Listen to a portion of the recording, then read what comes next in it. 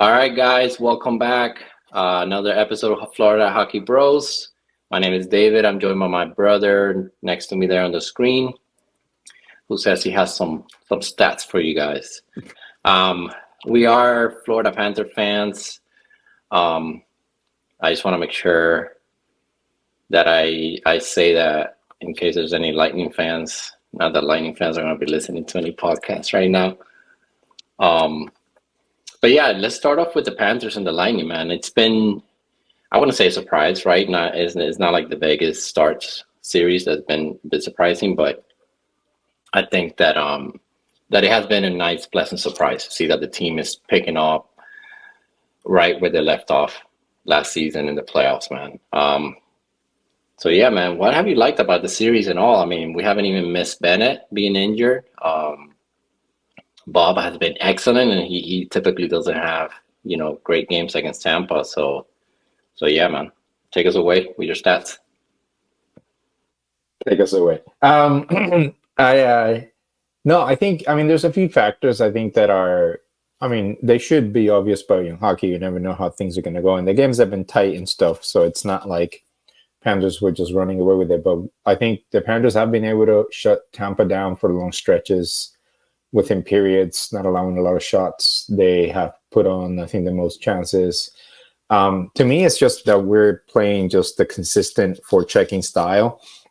And when we have a lull in one of the games, in any of the games like Tampa has made us pay, that's when they've scored and kind of either tied the game or took the lead yesterday. But for the most part, I think the difference with this team is that this is not necessarily a veteran team, but because of the run last year, because some of the other guys had made the playoffs a couple of years before that, you've sort of built on that experience. And Barkov is already in his late 20s, and Kachuk, it's he was the leader last year. So a lot of that is, they're also not a bunch of kids. So I think that shows. I think they're calm. I think having gone through last year and falling behind and tying games, winning in overtime. Yesterday we fall behind on the road, no Bennett. You think the tide is turning. Tampa's desperate. You're probably going to lose the game. And then we have a few shifts with like really good forechecking, and Reinhardt ends up getting a goal and to tie it. And then all of a sudden we get the momentum back. So I think when you look at the highlights and you look at the replays of a lot of the goals, it's all predicated on that forecheck, physicality. Lundell steps in the second line. He's bigger now. He's more mature. He can take a hit. I told you that first goal. He took a hit in the middle of the ice, still went to get the puck, made the pass.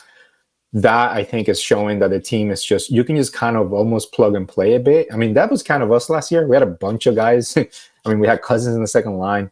Cousins played like 7 minutes yesterday. You know what I'm saying? Like, and he was great, but that's his role, right? And so to me, you see that the team, like the Reinhardt goal, we do the forecheck, we dump it in, we chase it, we get a chance, we don't score. Tampa gets it out, but I think it was Mikkel, I forget who was, like, gets it and dumps it right back in. Everybody kind of comes out, loops back in. There's a battle behind the net.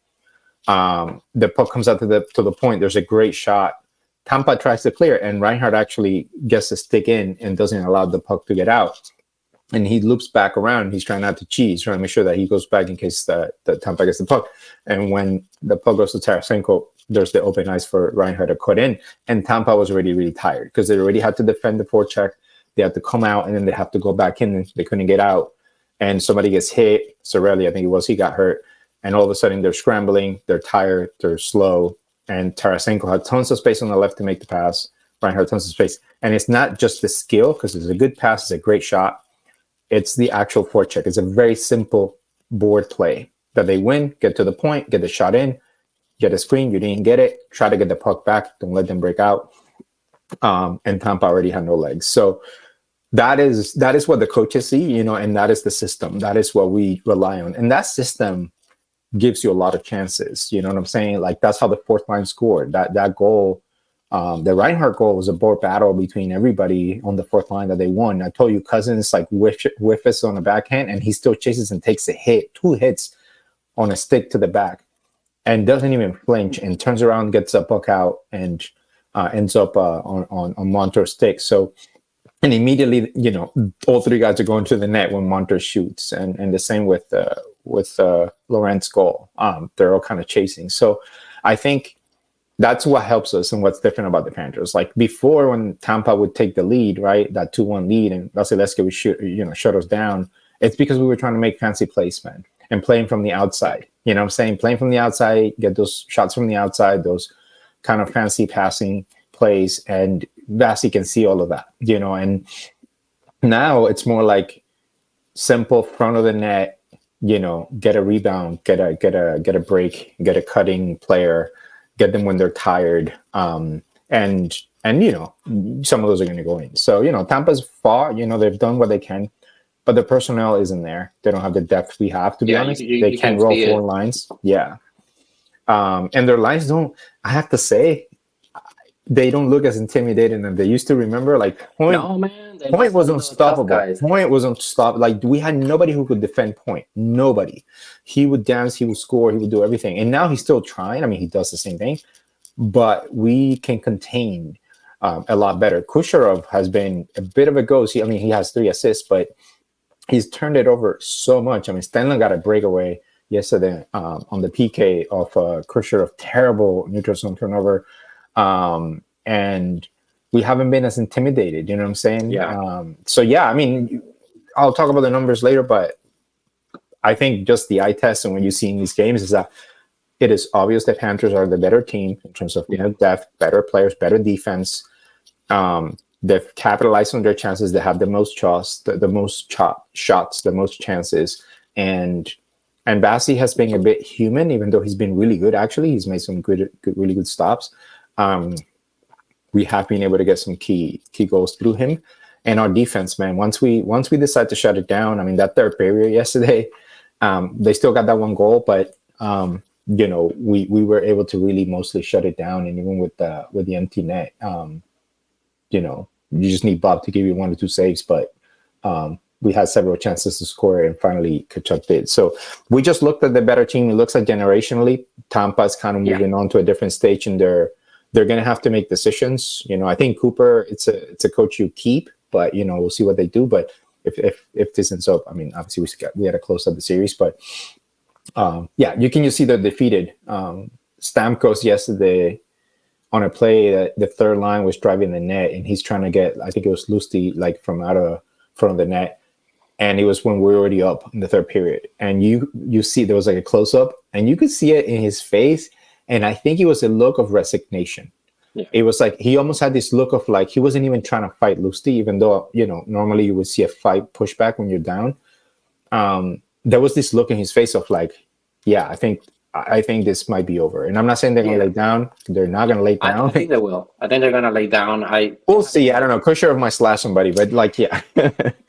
We haven't really like irritated them like that. Kachuk has been really smart this series to not get involved in scrums from the beginning. You can tell. Yeah, we haven't done the extra stuff to. From the beginning, you can tell that. Too, man. Yeah, and this is where like Maurice comes in, and like, I just think he's such a smart coach. Like during the season, like he could probably see that this Tampa team does not have the grit that it had before. He obviously wasn't here 2 years ago when they swept us, so. There's nothing mental there for him or some of these guys. Lundell was barely 20 when that series happened, right? I think he was centering our third line already, right? I don't remember. Yeah. But yeah, man, like I think there's 2 things, right, from everything you said. One is it's true that Point, Kucherov, Stamkos has had a good series, but Point, Kucherov, even Hedman, who's been okay, I think got a goal or 2. They just haven't been there, man. They haven't been the main drivers. And what's crazy about that is like Barkov has had like 2 of his worst games in the playoffs this last 2 games. Like yesterday, his stats are he's just not involved. And I remember game 2, he kept turning the puck over in the defensive zone, which is weird. But that's because I told you that we're targeting him and Kachuk specifically to not give them a lot of space because they know they're kind of like the drivers of the team. With Bennett out. And yeah, I think that Point and Kucherov just not, they're not going to get it done. I do think that, if we score first in the first period or whatever, like it's over. They're going to give it a little push, maybe the first 10 minutes, which is what I thought they were going to do this game 3, but they never did. And the other thing that I'll mention is, yeah, this is like our resilience, right? This is how we got to the finals last year. We just never laid down. I mean, every time Toronto in that second round series last year, gave us a shot. I think they score first in every game or close to that, and it just didn't face us, man. We were down 2-0 in Toronto, and I think in game two, and we just came back. It's just, yeah, I think this Panthers team is just different. The culture is starting. They're starting to build this culture with Zito there, and yeah, man, I think we're gonna win. Yeah, I think when you don't change your style of play, it just makes it incredibly difficult because it's coming up against the same issue, the same style, same forecheck. Like we don't open up the game when we're down because that's it. That's how teams lose. That's how teams lose big in the playoffs. And so, yeah, if we're down a goal, a couple goals, we're going to keep playing our style. And our style. That's the other thing, right? Yeah. The style leads to chances. The other team starts to get worn down, get tired, frustrated. They're expecting to get to up, and it's not. Yeah. And they got to put in a lot of defensive work when they're up. And Tampa has always historically done that. But they also, I have to say, the roster is an issue. I think it's part of it is the cap, and the evolution of the cap. They are missing Sergachev, who's the up-and-coming puck-moving defenseman. So Hedman is kind of on his own. And you look at the roster they've had the last few years, and they got, they brought in Hagel, and they have Duclair and Dumba, but, Duclair is not a physical guy. He's trying. He got some points, but he's not a great defensive guy at all. So it's hard to know where to plug him. The second line is getting killed. The Stamkos line and Cirelli line, they're -4 for the series, and they got points. So they've been on the ice for most goals. They're getting murdered. Absolutely. Hedman is a minus player, even though he's like second in points on the team right now. Stamkos is the leader in points, actually, and he's -4. Yeah, I think Stamkos has been their best player so far. And he's -4. I mean, he's been his best player on offense. On defense, he's been awful. And he's not generally a great defender. It's just like he works hard, but he's older. And that's the other thing that you can see, man. When you look at the roster from a couple years ago, like they had Killorn, they had Palat, they had Corey Perry, they had Ross Colton. And those are the bottom six guys. These are bottom six guys, right? And they have Ryan McDonough and, of course, Sergachev. So, yeah, like that's, they have Bellemare, like Matthew Joseph. Like it's just a completely different team. Wasn't Pat Maroon there?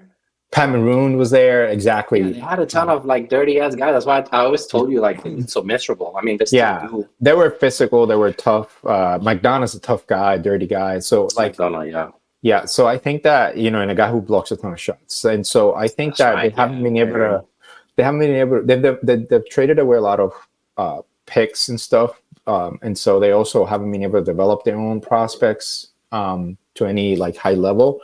And they have some guys that they plugged in. I'm surprised Janot like got scratched second game, and hasn't even fought anybody. He's been kind of MIA a bit. I know they had that goal. Isamon too, and I know Isamon is Isamon is more of Isamon is like that, like hustling, super quick, little bit skill, a little bit of toughness, but he's not a physical. He's not. No, I know, but he was kind of a pest during the season in one of the games, and he took a hit from Kulikov in game one, and like Kulikov, man. I thought he had a concussion. He got. Yeah. I told you he was wobbly. He was like he kind of just opened his eye for a second. It was the nastiest hit of the. And it was right away in game one, and I think that you could see it in his face. He's not the same. She was like, "Oh fuck." Yeah. Well, I mean, we have guys hurt. I mean, Ben is out. Ekblad left the game for a little while yesterday. Mikkola left the game. Hopefully it's not broken bones, but these guys, they have something.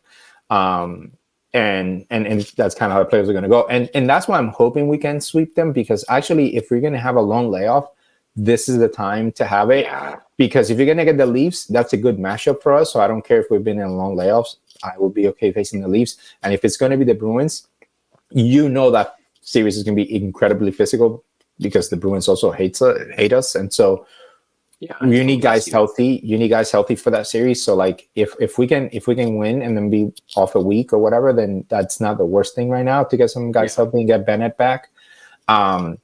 So I'm sure a few of our guys already kind of have, Forsling Hills are being hit in the face, being hit and, being blocking shots. So I'm sure Forsting's not 100%. But I also will tell you, Stamkos is not 100%. Yesterday, he was hurt a few times on a block shot. At the end of the game, I thought he was injured. Sorelli is like Sorelli must be like Sorelli took a being shot from held. Vladdy right No, before and the like the Reinhardt first goal. couple of games, he's been hit. He's been blocking shots. He left the game after it hit in game one, and I thought he might be out. And he's been back, but yesterday he was the guy that got hurt on the Reinhardt goal. And by the end of the game, he was like, you could tell he was just like trying his best. And Duclair is probably feeling it. He's not a physical guy. So yeah, I mean, it's been a physical series, a lot of hits, not brutal. Like it hasn't been the kind of like the Bruins last year. It's not like when you face Vegas, those hit hurt, this is a little bit different. But I do think also that Tampa is feeling the physicality, the forecheck, the constant hitting. And you've mentioned before, like they've won a couple championships recently with Kucherov, Stamkos, Hedman. So like those guys they're fine, man. They're full. Their belly's and they full. went to another final. Like the legacy's set. They've been to a bunch of playoffs. Their numbers are incredible. They're Hall of Famers. I'm sure they want to win, but they also are not gonna like. They'll be back. They're not gonna. Of course, Tampa figured out a way to. They'll be in the playoffs next year. Yeah, and I think that they're probably going to go after youth and maybe make a trade. Maybe not bring back Stamkos. I don't know. Like they'll make some, but like they might not bring back Stamkos. I mean, that's something you have to consider at this point. Yeah. They should move on from Stamkos. They have to get younger. It's like kind of like the Penguins are saying, like we need to get younger. But I'll say that and it's cyclical, and it does look like they're not willing to sacrifice their bodies fully right now, when they can maybe tell that this team, even if they were to beat the Panthers, right, if the series had gone 7 or 6, they're not going to win the cup. This group doesn't have it in them to get through like Carolina or even the Rangers, I don't think. And so, so and definitely not the final, whoever they face. So I think that there's a part of them maybe that feels like we're trying and we're going to keep fighting, but the Panthers just got to be smart in the next game, and if we don't win, then at home try to put them away at least in 5. But we just have to try to stay healthy, play our game, don't fall behind too big. Also the other thing about this game was we had no power plays, and they had 4. Yeah. You know what I'm saying? Like that was crazy, bro. They had the lead. They had the lead. They had everything going in many ways for them as well. We had no Bennett, and they still couldn't beat us, And so that's kind of the way also to look at it. Is like we should be able to. There's more of an even game. We should be able to put them away, unless there's bounces not going our way, or we just have a terrible game, which I just don't see us. We can have like a bad half period, but I think beyond that, we tend to straighten things out. And guys are hungry, and I like Oposo in there, what he brought. I think we keep the same lineup if everybody's healthy for the next game. I think Lumber is with the team, but he's quarantined, so I'm he's sick. They're not going to play him in the next game. He's not going to play until if they have to come back home. Yeah, they don't want him with the team, so he doesn't get anybody sick. So yeah, and that's okay. And also, if he's coming back from sickness, you want to give him time to get maybe get a good practice in. But I think Oposo looks good and Lawrence look good. Like that fourth line is looking really good. And the matchup, we look like the matchup favors us, like the top 6. Like we can match up well against them. So anyway, looking at the stats, just like for reference, 14 different Panthers have a point in the series. That's more than a lot of other teams in the playoffs. And the guys who don't have a point, all of them are plus players or even players, except for Kulikov, who's -2. And I'm not going to hate on him because he's hitting everybody. So, you expect Kulikov and OEL to get exposed a bit. To be our worst. Yeah, they're our worst. Yeah, and when they're out there with like the fourth line and stuff, that like yesterday, that's what happened. One of the goals, and OEL was in the front. Yeah, he wasn't able to win. Yeah, exactly. Like at this point in their careers, it's whatever. Like that, it's not going to be perfect. If you look at 2 of the goals, one is Stamkos with OEL, and the other one's Lawrence. I forgot with who, but he's basically screening Bob on that. And he didn't pick up. He's the center. He didn't pick up Nick Paul in the middle of the ice. That was that's his fault. I think you're talking about the third goal. I'm talking about the second goal from Tampa. Is it Mott? I forgot his name. Oh yeah. He takes Cousin for a ride and and he shoots, and Lawrence is the one that's battling in front of the net, and he just Yeah. never takes the guy out of there. He kind of just stands Really there. good shot, I have to say. So It's really yeah, it was a nice shot, and that's the thing. Like, if you really look at it, it's just a couple of like simple one-on-one mistakes that got them those 2 goals. The one with Nick Paul, I think we just relaxed after we went up 4-2.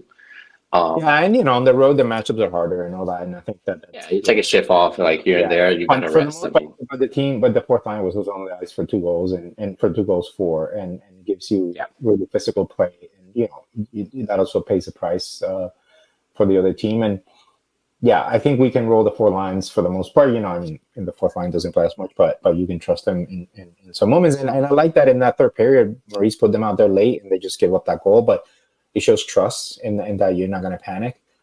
Because then for the last 5 minutes, you can play your top 3 lines and kind of shut them down. So I kind of like the Maurice's, like, not, because you need to build that confidence if you're going to do a run. So anyway, I think we're in a really good spot. You just need Bennett, to get healthy for hopefully the second round. Don't fall asleep now. Don't make it a series. Don't get hurt, long term. And try to see if you can win it and get a break. Even if it's not Saturday, maybe Monday, put it away, and then you're gonna get close to a week off, because that Bruins leave series, and we can maybe it's 1-7. That's gonna go 6 or 7. Or if Boston wins tomorrow night, Saturday night, then that series is over. I don't know. I think it'll be over in 6. Yeah. I think it might be. I will say this: the Bruins, talent-wise, are not that great. No, man. Like, I think the Panthers. Yeah, I think the Panthers.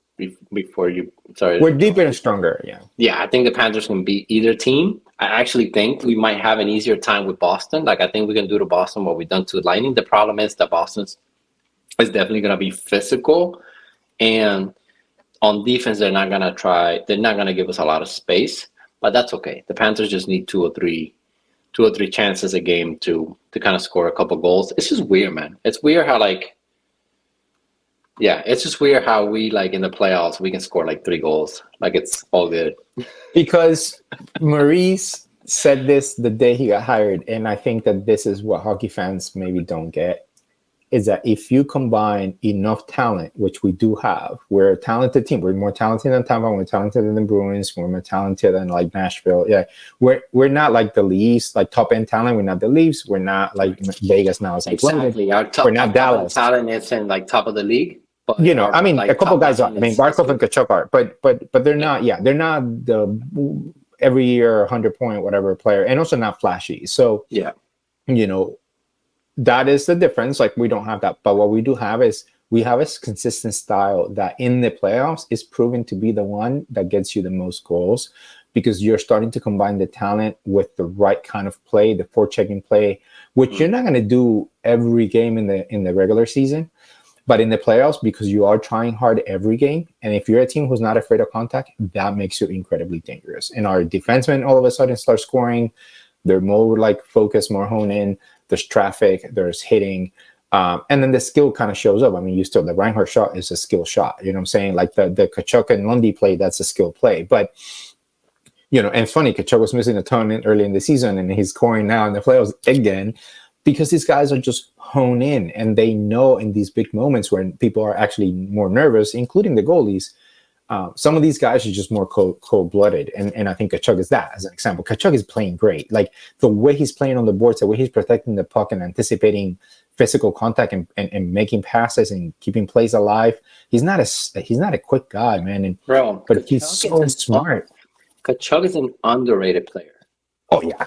And that's insane. He's elite. He's elite. He's an elite hockey player. You're just not going to see it. He's not going to William Nylander or Willie Styles his way through a game. But I guarantee you he's going to win you more playoff games than he's going to lose you. I guarantee you, he's not like the greatest passer, for example. You know what? I actually think he's a great passer. I think he's a great passer. He's just not. He's not. He doesn't look flashy, but he's. The reason I say he's not a good passer to me is because every time he's on the power play, his passing is just a little off. Even though he feeds Reinhardt well, and he did it at the beginning of the season really well when the power play was clicking for Reinhardt. Yeah, I don't think he's like our best passer in the top 6. I think he's kind of towards the bottom there. I think, like, Lundell, He's a really good passer. Obviously, Markov, Barkov. Reinhardt. Vladdy is kind of hit or miss. Reinhardt is really solid, of course. Um, yeah, something that's underrated. I want to mention it now before we move on. It's the pass from Verhage on the first goal to Lundell. Yeah. Sneaky genius, man. Yeah. Like he just sees him like, okay, so first of all, like Lundell, like this, I don't know if it was Point or Hagel that tried to like flop against Lundell and just kind of like took it. Lundell just kind of stood his ground in the middle there when the pass came through from the blue line. And then as soon as Verhage picks it up, he just kind of makes like a blind backhand pass to Lundell, who's skating in.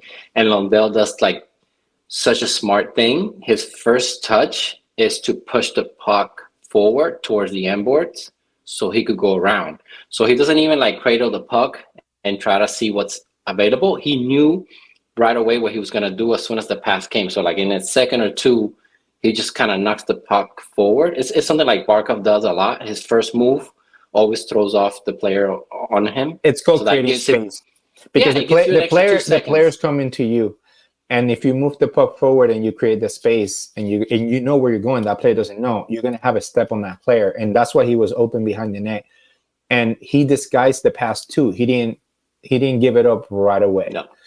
He made it seem like it was going to keep going. Yeah. Yeah, exactly. And he made the quick pass. I have to say, Lundy's pass around the boards last year on the OT against the Reinhardt scored wraparound. The reason Reinhardt was open beyond, I think it was Lidigren or whoever lost him behind the net, is that nobody was expecting everybody was expecting Lundy to keep that puck and try to make a move. And he had some space on that board. It was Lundy, time. Lundy knew that the space was behind the net and that the guy he had already cut behind the defenseman. He knew that the best pass to make was going back behind the net, and it was beautiful. But that's IQ. That's hockey IQ. That's anticipation. That's knowing where the guy's going to be, having the right instinct in the right time. That is what makes Lundell elite. That's why he's baby Barkov and whatever. He can think the game at a high level, and he's still only 22. So this guy has a lot of insight. He's not gonna listen. Lundy's never gonna be 100. It's like Barkov. He's never gonna be a 100-point player. He's never gonna be as good as Barkov. I don't think he has that elite skill. He's a 2C to me, but he's like he could become an elite 2C. He could become like a guy that like you can really trust as a two-way 2C. 60-point season in the regular season, but in the playoffs he's going to win you some games and he's going to defend. He's going to shut you down. So I think that's what we have right now. And the pass that Lundy made in the goal the other day, in the OT goal, that Verhage's goal, so it was the other way.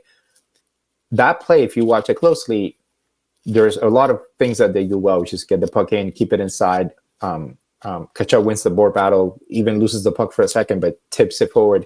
Lundy gets the puck with two guys on him or three guys, like right in the middle, and he sees it's got to be the corner of his eye, like Verhage cutting, and he just makes the softest pass between three guys right on his stick as he's cutting, and that's why Vasi had to fall down, because he was the perfect pass, perfect play, perfect cut, and now you're undressed. So, but that Lundy little soft pass between three guys it's cold-blooded. He's not trying to shoot. He's not trying to get desperate.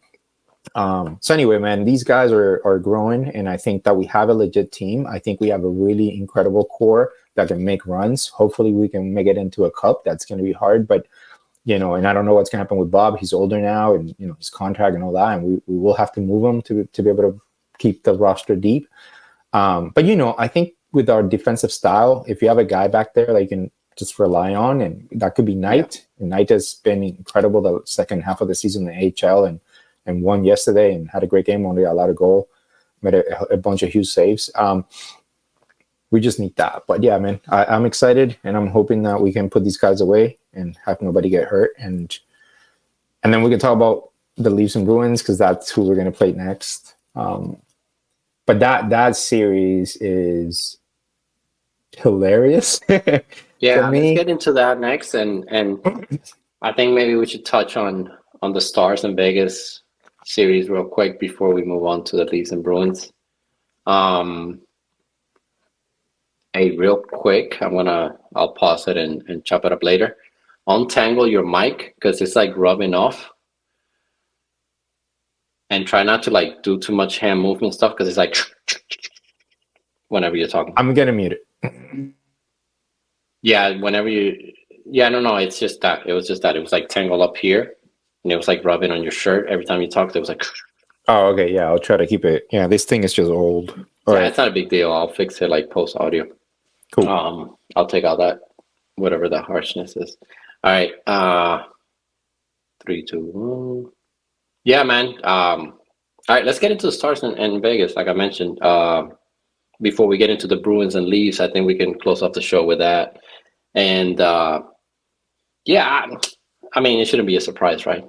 We shouldn't be surprised that a team that's like how many millions over the cap, like 19, is winning the series. But I do think that like the Dallas Stars have been like extremely, not extremely. Let's not go to extreme. They've been overrated, I think. You can kind of see that they're very fast, they're very flashy, they have good goaltending. So like people tend to kind of look at that and say, yeah, this is like a world beater, you know? But in the playoffs is different, man. Like that space gets taken away, that speed doesn't matter. You can see it with the Oilers. I think the Oilers might lose this series. I think um, the Jets are gonna beat the Avs. Like you're gonna see how like this like offensive teams maybe they get to a second round, but they're just not gonna get there. But anyway, go ahead, take it away. I know you wanted to talk about the Stars and Vegas. This is what's hilarious. If you look at the advanced stats for the playoffs only, and you look at the expected goals percentage, the number one team it's Dallas, and the bottom team is Vegas. So that lets you know that in the playoffs, it's all about style, man. It's all about playing style. Yeah, You know, Vegas plays physical. They shut you down defensively. You're gonna get chances. You're gonna get shots. And you know, advanced stats are tricky because there can be deceiving at times, like a lot of the slot chances and shots and percentage or whatever. yeah. We'll A talk lot about of it that in the is Leaf like series. Yeah, if you get an open shot from the slot, but if the goalie's like square to you and you know, sort of from a mile away, you're gonna have to have an elite shooter or just go off. And that's harder to do in the playoffs, you know, when the pressure's up. So I think I think for me, that just kind of shows you that it isn't about being super offensive. That's not a point. The Leafs tend to be toward the top with chances. They are in the playoffs. You know, they've had more chances than the Bruins. They've outshot the Bruins, outchanced the Bruins, but it doesn't make a difference. We were outshot in our chance for the most part last year in the playoffs all the way through. And, you know, and we were sweeping people and winning series in 5 games, you know. But then guess who put us away? It was Vegas, the physical defensive team that also scored a bunch of goals against us. So I think at the end of the day, that to me, that series just shows you that the Dallas style, it's a bit of a personal issue at times. And I also think it's a style issue. And I'm surprised Peter DeBoer with his experience didn't anticipate this. I know it's also a bad matchup against other teams. Dallas gets deeper. Same with the Leafs, right? Certain teams, you might get deeper.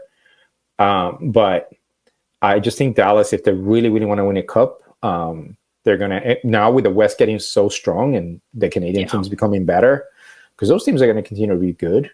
I do think that Dallas needs a little bit of personal change, more rugged bottom six, I would say. And maybe the defensemen, they need to have 1 or 2 guys that are more physical. yeah. I think they brought in Tanev. I think thinking that might help them. Yeah, but one guy in the bigger picture, it is the style has to change. Too. Yeah, and the style has to change. It isn't one guy. Like that's why I never thought that Tanev coming to the Leafs was going to be the difference for them. It's more of the issue is like the way your whole team plays and how consistent and reliable they can be with their style. They'll do it for a game, but they won't do it. You know, Dallas might come back, you know, and win a game or two. Yeah. I just think it will be really hard for them to. They will have to become a different team all of a sudden. And I just think it's a bad matchup. And so, yeah, I just found that funny. Like, we're not toward the top and we're like 6 in expected goals percentage. But again, it shows it's been a defensive series and we've just been able to make the most out of our chances. Yeah, and but we have been really good defensively. So, yeah. Yeah, and I don't think Dallas, like, I don't think, like, Aiden Hill has been, like, I'm not going to lie. I haven't followed them this year. I know he was injured for a bit and, like, he hasn't been the same as last year. I don't think he's playing, right? I don't think he has played any of either game. Who? Aiden Hill. No. It's William Thompson who's starting. He's been better. Yeah. So that's just crazy. Well, It's Aiden crazy. Hill just got on a hot run and then re-signed for what people thought was cheap, but Vegas was smart. Like it's a one-off, you know. The There you guy go. may Yeah. not be an elite goalie, and he hasn't Yeah, been like this year. Stollers. Like you're not gonna resign Stollers straight blob and make He's Stollers the been better starter than with Bob this year, you know. nine. Yeah, go ahead. Start him, start him in the next series. See what Yeah, yeah, no. You need Yeah, Bob. Bob you can is the get man. through with Stallers, maybe through one series, but you're not winning the cup, you know, unless your No. defense Bob is like Bob has the absolutely. experience. Like he knows what's coming. And if you look at it like last year and even this year, a lot of the goals are he's being screened or just getting caught. Top shelf, which is Yeah, and you're going against really good competition yeah, like you're that. gonna allow some goals. I Tampa, mean, like his save percentage is only 901, so like, but the goals against has been low. So Tampa is just scoring some key moments and not getting a ton of shots on. not a ton of shots, and I think that's what Right. like the safe average. That's But why the he's safe made percentage some is big cheating. saves because Tampa's always been Hmm. more of a quality versus just quantity team. Exactly. That's why, like I always tell you, like they beat you in like 10 minutes. They need 10 minutes a game to score 3 or 4, and the game's And they over. try to And then put you Bassi away with takes over. Vasi and all that. Yeah, Yeah. we just haven't been able to do that. Yeah, man. So yeah, and the Bruins and Leafs to me, Hmm.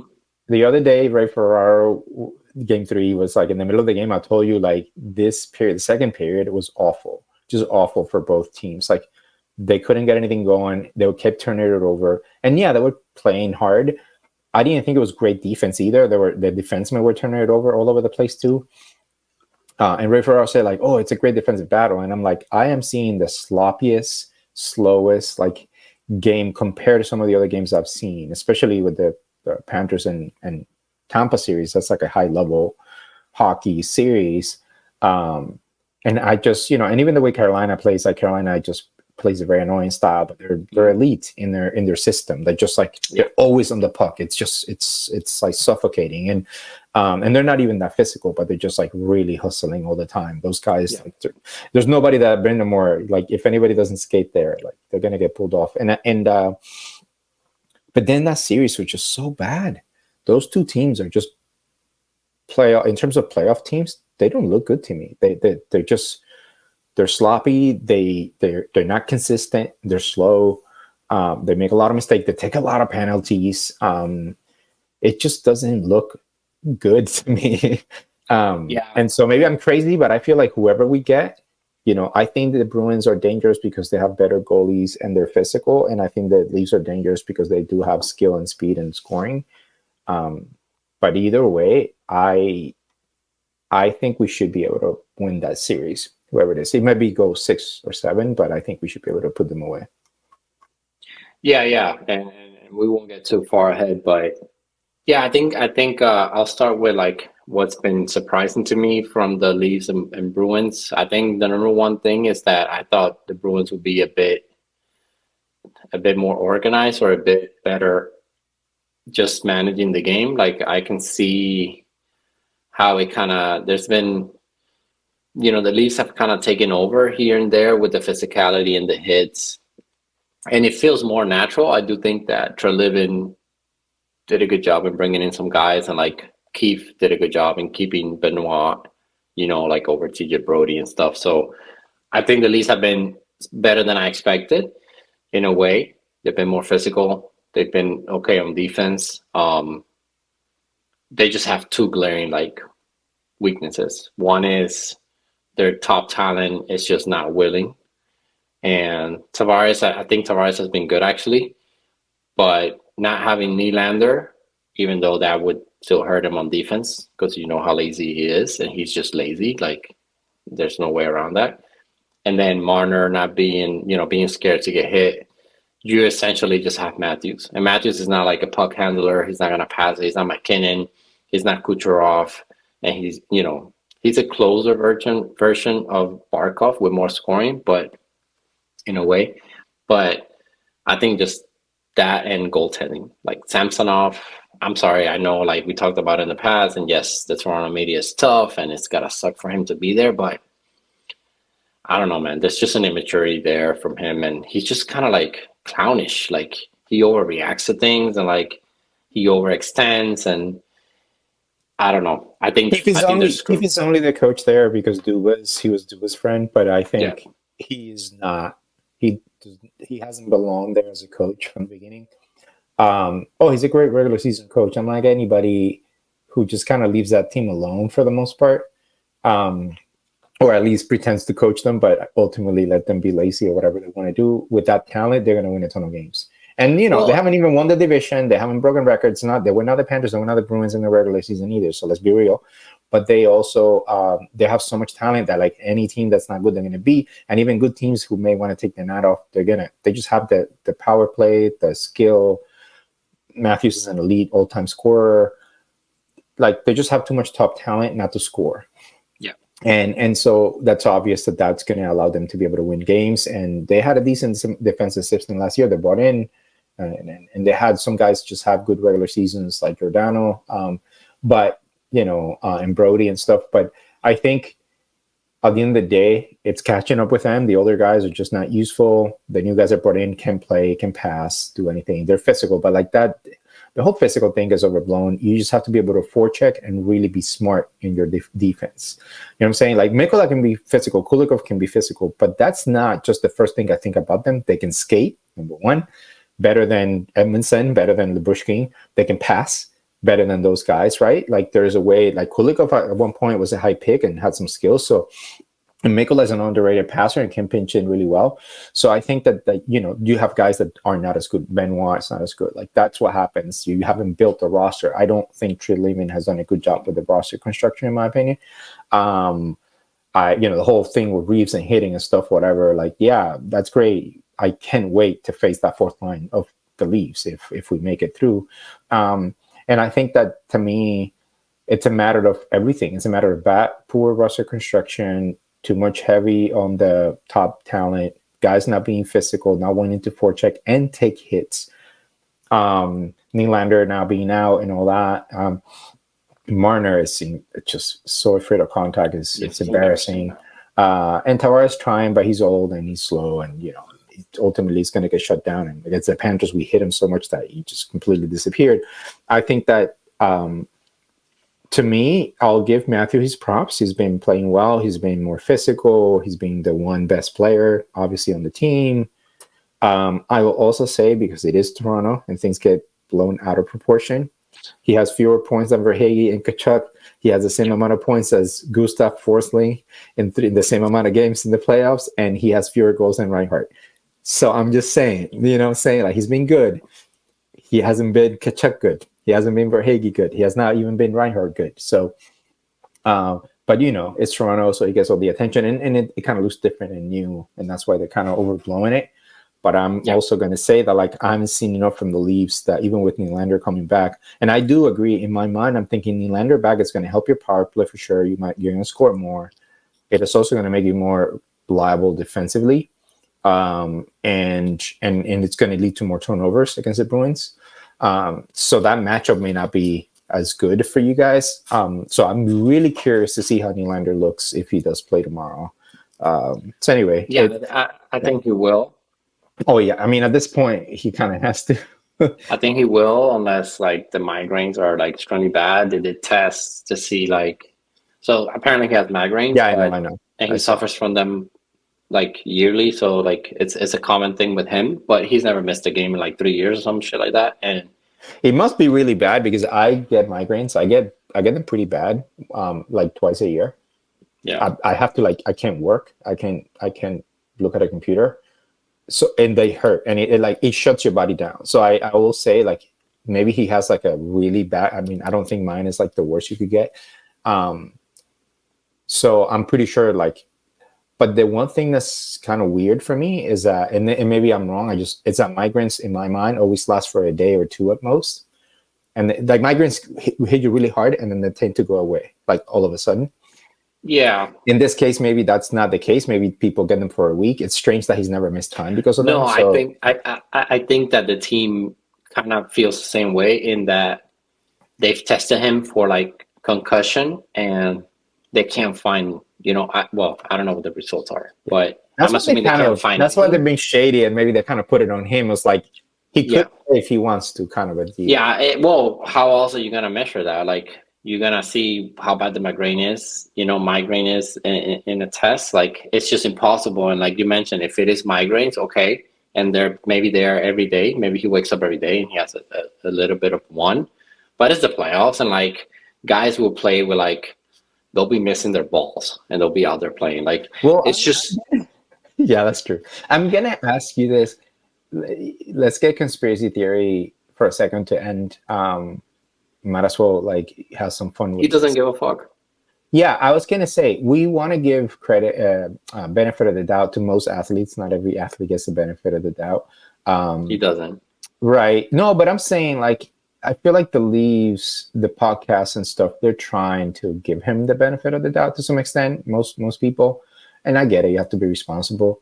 There's a part of me that thinks that he is pouting for having been put on the third line and not hitting 100 points. There's a part of me that thinks that he does have migraines, that he is hurting, that in another world he could play, not maybe like the first game of the series, but I think he could have played maybe the last game or two, and that he is saying, no, I'm going to only do it when I feel 100%, and this team hasn't earned my, my wanting to sacrifice myself because you guys kind of made it all about Matthews, and I was the best player for the first half of the season, and I was carrying you guys when you were playing like shit, and defense was terrible early on, and this guy couldn't make a save, Samsonov, and I was the guy carrying you guys, and then you guys didn't help me and put me in a position toward the end of the season to help me try to get that 100-point, which does matter to those kinds of guys.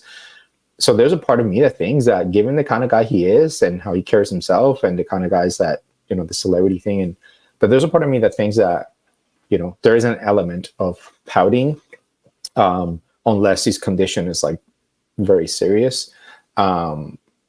But it would be really fascinating if they lose the series.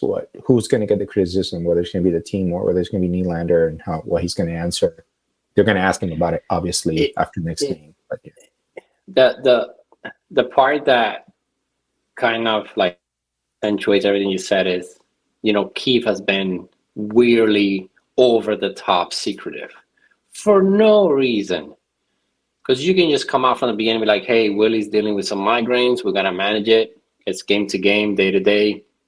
As soon as we feel he's ready, then we'll go and we'll do that. But to be like, hey, any updates on Will and Nylander? I can say nothing. Oh, no, I can say nothing. It's just weird, man. It's weird.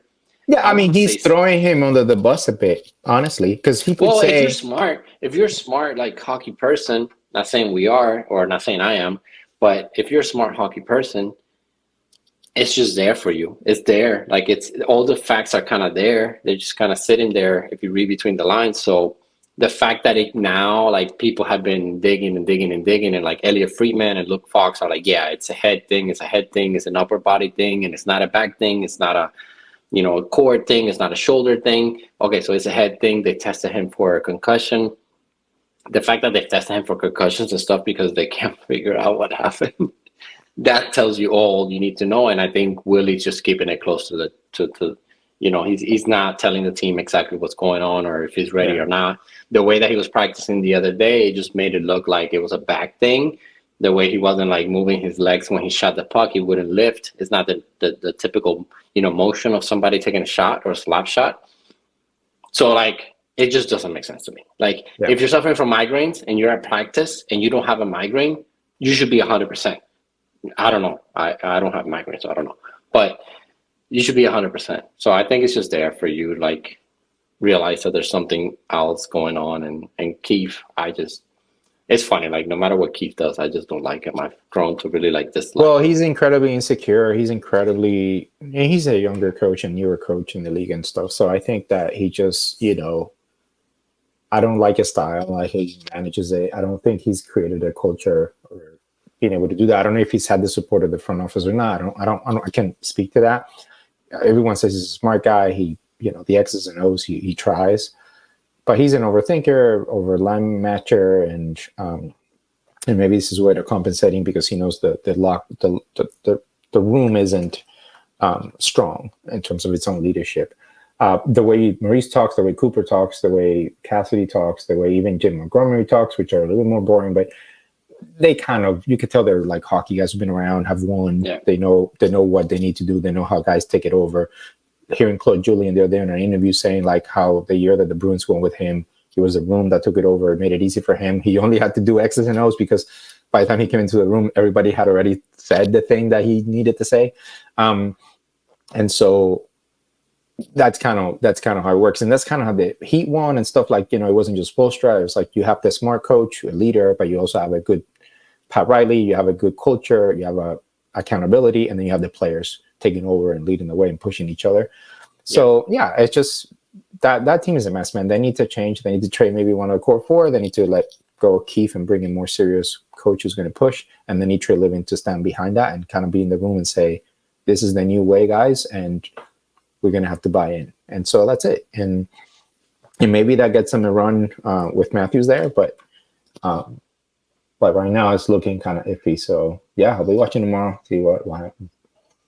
Yeah, let's see how it goes, man. I think if you're a Leaf fans, I haven't read much of their history. Obviously, you've been watching the Panthers since 99 and 98, 99, and we both have. And we kind of just glided through all those years in a way because they were so bad that just getting to the playoffs was an achievement. But I think for Leaf fans, it's just like depressing, man. And they, Shanahan, Dubas, like they've really messed up that culture there. I think they don't need to overcorrect, which is kind of what they've done now with getting, Reeves and overpaying for Reeves and, getting overpaying for Klingberg to run your power play and just kind of like try to bring in these guys that are going to be physical or whatever.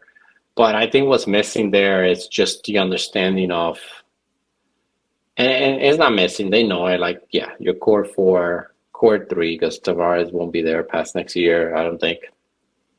I think that you just can't win with those guys. You can't have Marner avoiding a hit on the boards, giving the puck to Boston, and then pretending to throw like a back check or something like with his ass out. It's just, you can't have that. You can't have Willie, overdoing it with the migraines and stuff when guys, are out there with like a broken leg and shit. Like, yeah. And you have Liljegren out for 2 key goals against. There's one where he gets taken, and the other one where he falls down when he had the puck. Liljegren, bro. Liljegren, they love him. And that's the other thing.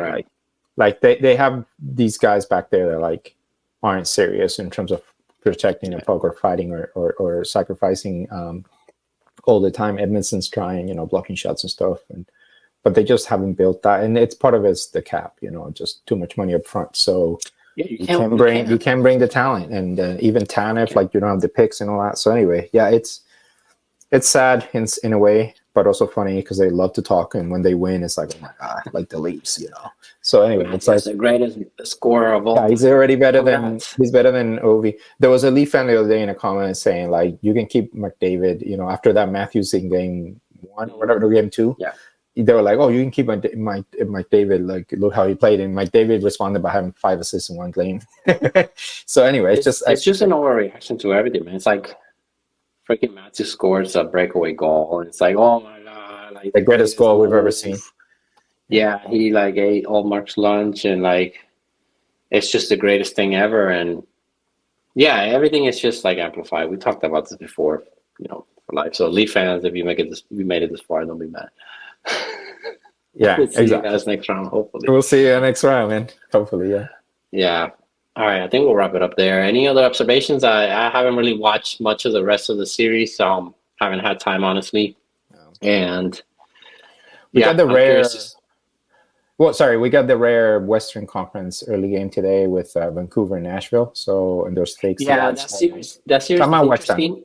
Yeah, by the way, it looks like Demko's out for the rest of the year, the rest of the playoffs. Man. Vancouver's not going to win the cup, but yeah, it's... Yeah, Canucks are screwed, I think, because Demko was definitely like above average for them. And yeah, I don't know what's up with that guy, but health is... Yeah, he tried, and I guess he got re-injured, and now he's out. Because the fact that he came back and then he's out for the series... maybe they can get through Nashville. That would be the one thing they can... I think they'll still get through Nashville, and they're definitely going to lose to whoever they play next. I'm not sure who it will be, but yeah, the Jets. I'm curious of the Jets and Avalanche. I'm hoping the Jets... That's going to go 7, and it's going to be insane.